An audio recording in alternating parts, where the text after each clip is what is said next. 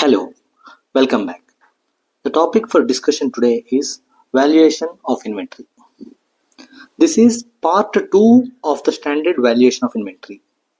In the part 1, I have explained about the standard on accounting standard 2 valuation of inventory, what are the concepts and disclosures. Today, we are going to discuss on the problems relating to the concept. Before going into the problem, we'll just brush up the very basics. So, how do you value inventory? If it is raw material,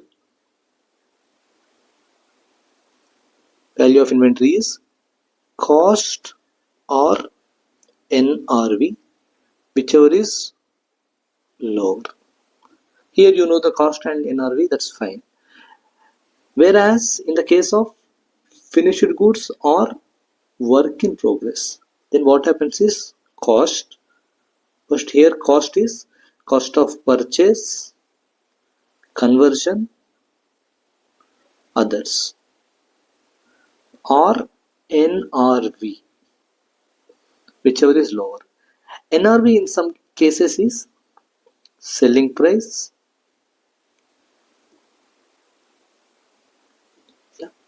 selling price minus cost of sale. If we need to spend some money, that also we need to any additional cost to incur. Got it? Yeah. Now let's go to problem number 1, example number 1.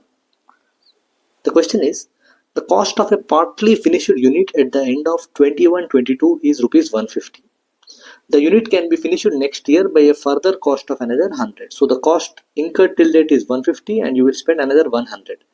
The finished good can be sold at 250 subject to payment of 4% brokerage.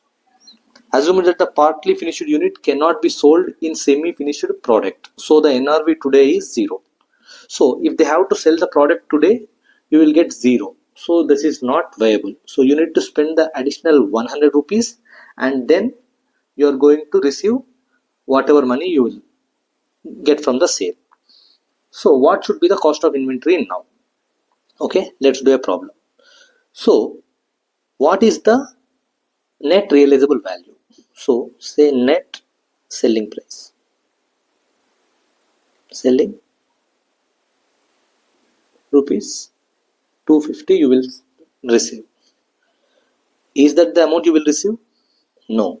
Minus brokerage. Brokerage is what?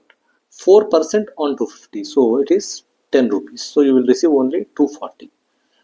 But to receive this 240, you need to spend another 100 rupees. So that also I need to spend, then only the balance will be received. So minus estimated cost of completion. Estimated cost of completion. You spend another 100 rupees. So if you spend another 100 rupees, you will receive 140. Right? So this is going to be the net realizable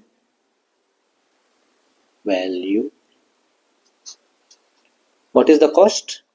As per the problem, it says 50 rupees is the cost. 150 is the cost. So now the value of inventory is, yes, tell me. Yeah, value of inventory is lower of cost or NRV. Value of inventory is 140, which is realizable value, which is the lower of both cost and NRV together. Got it? If there is a ready market available for the products, you don't have to do all these things. You would have just compared the net realizable value given in the question with the cost, and whatever is the lower, you would have said that as the cost of valuation of inventory. Okay? Yeah. Perfect. And the next one more topic we studied was when there are overheads, how to allocate this overhead cost to the valuation of inventory. So overhead, basically this is fixed overheads. Okay. How to allocate this? So in the question they will give a value as fixed overhead per year. or per month. Okay. And then the question also will give normal capacity. Normal production capacity is given in the question. It can be units. Okay. So how much per unit you need to add to the cost of inventory is the question. Per unit you need to calculate. Correct? How much?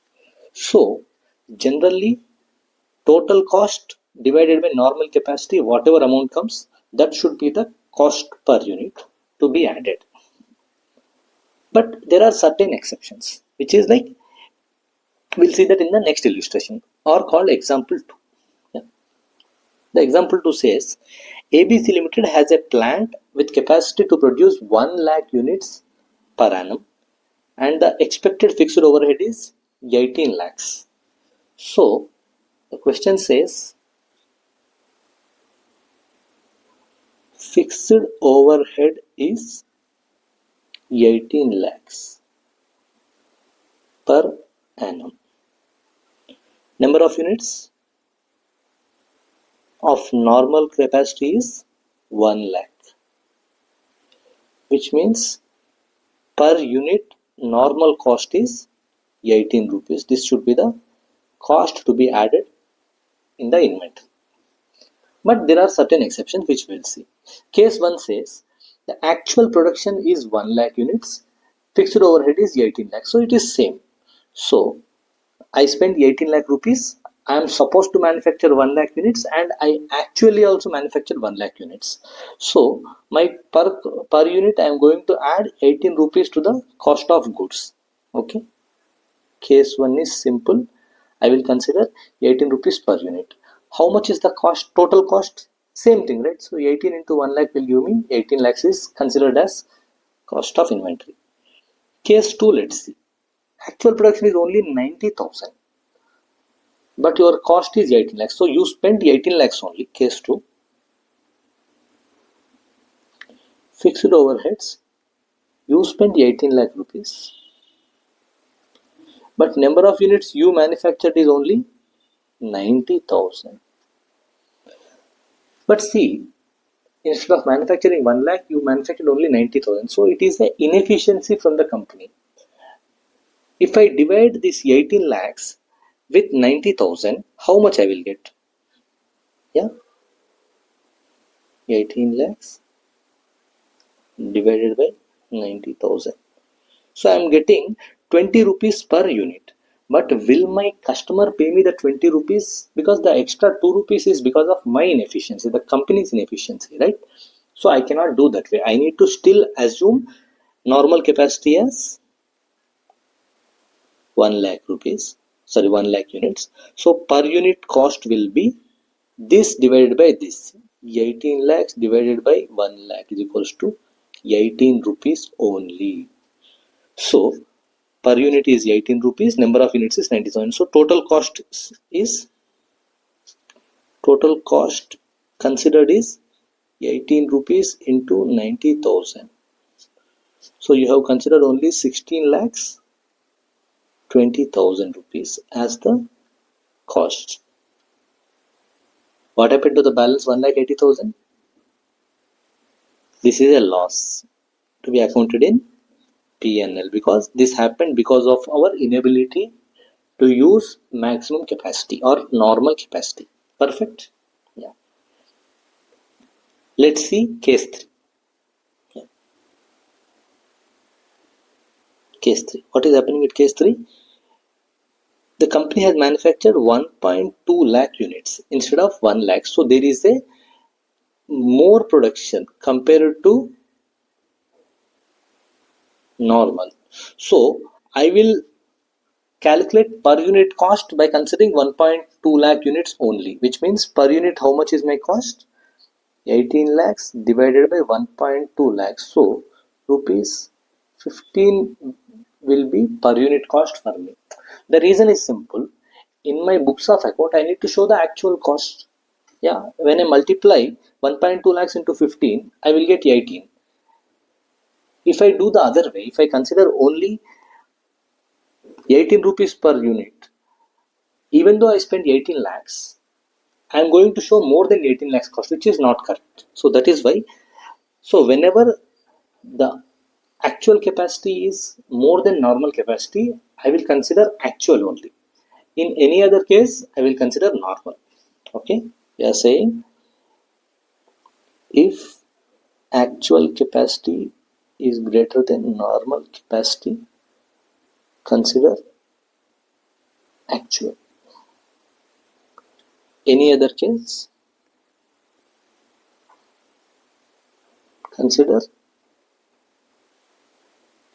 normal. Okay, perfect, great. And now let's go to illustration number 3 or example number 3. What is there in example number 3? A trader purchased certain articles for 85,000.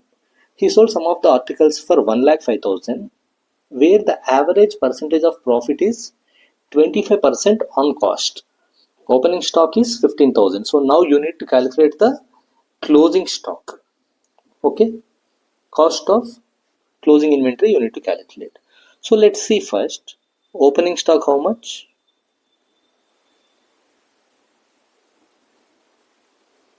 15,000. Purchases 85,000. So total becomes 1 lakh rupees is supposed to be the cost of goods you have. In that, how much goods you have sold, you don't know, you need to check. How to check that? They have given in the question the sales. Sale is how much? 1 lakh 5,000. This is the sale value. If I reduce the profit from this sale, I will know the cost of goods sold. Did they give the profit percentage in the question? They gave 25% on cost. But you don't have cost, you have sale.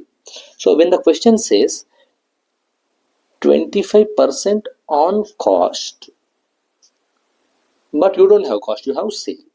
So you need to do a formula where you need to do into 25 divided by 125. Reason is simple. See, suppose cost is 100 plus profit is 25.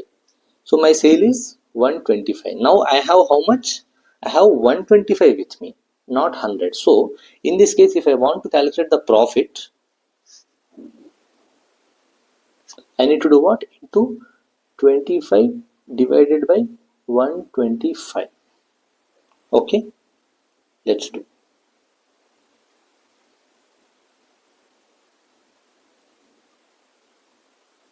Let me open the calculator. 105,000 into 25 divided by 125. So it says 21,000 is the profit. Let's see. Profit is equals to 21,000. Sale price was 1,05,000. So this minus this will give me cost of goods sold. This minus this 0, 0, 0, 5 minus 1, 4, 10 minus 2, 8. 84,000 is the cost of goods sold. Whereas my purchases plus opening stock is 1 lakh. So closing stock is how much? Closing stock is how much? Closing stock is opening stock plus purchases minus cost of goods sold. So 1 lakh minus 84,000 is 16,000 is supposed to be my closing stock or closing value of inventory, which I need to show in the problem. Okay. So one thing you need to be very careful here is the percentages. If the percentage they gave 25% on sale on cost, but you don't have cost number, so you will do into 25 divided by 125.